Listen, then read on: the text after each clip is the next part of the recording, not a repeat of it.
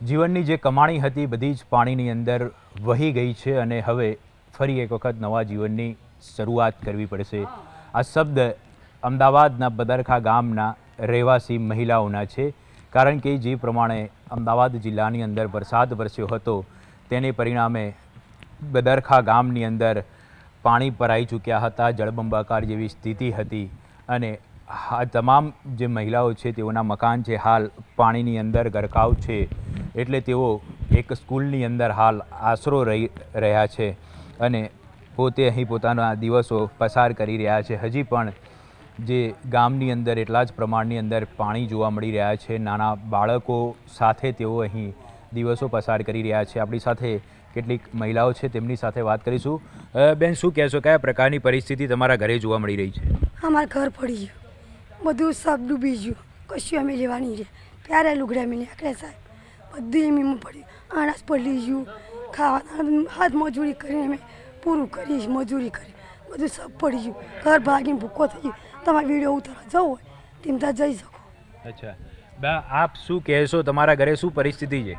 અમારે પાણી આટલું ભર્યું છે, પછી અનાજ બધું પલળી ગયું, કંઈ ખાવાનું રહ્યું નથી, બધું તણાઈ ગયું। અમારા જીવ લઈને હાઈસ્કૂલમાં આવ્યા છીએ, આ જીવલેરીવાળા બધા છે, અમારા ગામવાળા સાથ સહકાર આવીને અમને ખાવા પીવા આલે છે અને અમે આવી રહ્યા છીએ। હવે શું કરશો? જિંદગીની બધી કમાણી વહી ગઈ, બધી જતી રહી, કશું રહ્યું નથી અમારી જોડે, જિંદગીની કમાણી જતી, અમારે ફરીવાર વસાવાનું છે। આમાં જો સરકાર કંઈ અમને આપો તો કરવી, ન કર આમની જિંદગી જાય।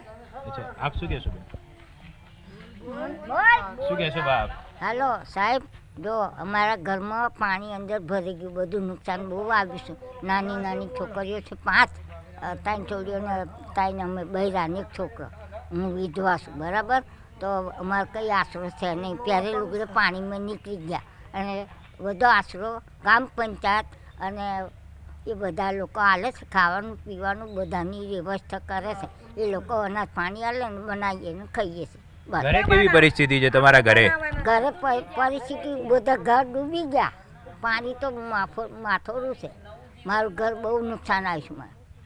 હા, ઘર વખરી કેવી છે? એવી રીતે જતું રહ્યું, બધું તને ગયું, ત્યારે લુગડે છે અમે સાહેબ। આપ શું કહેશો? આપ શું કહેશો, તમારા ઘરે? હા, બધું પાણી ભરાઈ ગયું છે અને બધા બચારા ગરીબ નિરાધારી બધા હેરાન થાય છે અને ગામવાળા બચારા ખાવાનું હાજ હવારા લઈ જાય છે, બીજું કશું નહીં। શું કહેશો બેન આપ? કારણ કે આખું ગામ છે, મોટા ભાગે મકાનો પાણીની અંદર ગરકાવ થઈ ગયા છે, કેટલું નુકસાન છે? હા, અમે કશું લેવા નહીં રહ્યા, પ્યારા લુગડે જ નીકળ્યા છીએ અમે, અને ગામના છે તે બધા સહારો આલે છે અમને, ખાવા પીવાનો બધો।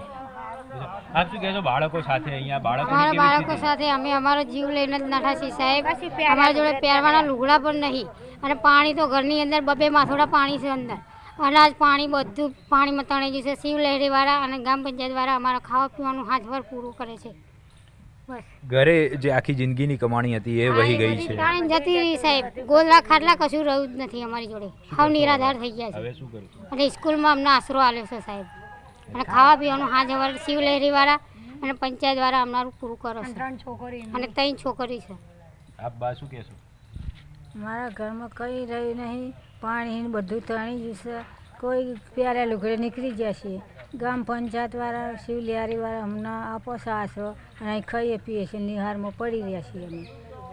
તો હાલ તો આ તમામ જે લોકો છે કે જેમના મકાનો પાણીની અંદર ગરકાવ થઈ ચૂક્યા છે તેઓને અહીં સ્કૂલની અંદર આશરો આપવામાં આવી રહ્યો છે, પરંતુ સૌથી મહત્ત્વની બાબત એ છે કે જે મજૂરી કરીને આખું ઘર વસાવ્યું હતું, ઘર વખરી વસાવી હતી, તે એક જ સમયની અંદર વહી ગઈ છે। અમને પાણીની તકલીફ વધારે પડી છે, ખાવા પીવાનું કંઈ ના રહ્યું, કપડાં ના રહ્યા, કંઈ અનાજ ના રહ્યું, અમને માણસોએ કાઢ્યા। કેવી પરિસ્થિતિ કેવી હતી? બહુ પાણી અમને પરિસ્થિતિ પડી। તમારા ઘરે કોણ કોણ હતા? હાલ કઈ પરિસ્થિતિમાં જીવી રહ્યા? અત્યારે અહીં નિસારમાં પડી રહ્યા અને ખાવા પીવાનું અનાજ કંઈ નહીં રહ્યું, શિવલેરીવાળા અમારે ખવડાવવાનું આલી જાય છે। શું માંગ છે સરકાર જોડે? જેવું આ ખીચડી છે એવું બનાવીને આલી જાય, બીજું કંઈ જ નહીં। નહીં, તમારી સરકાર જોડે શું માંગ છે? જે નુકસાન થયું છે, નુકસાન અમારું અનાજ, ઘઉં, ચોખા, કપડાં, બધું વાસણ બધું ખેંચાઈ ગયું અને પલળી ગયું। શું કરશો હવે? શું કરીએ, સરકારના હાથમાં છે હવે.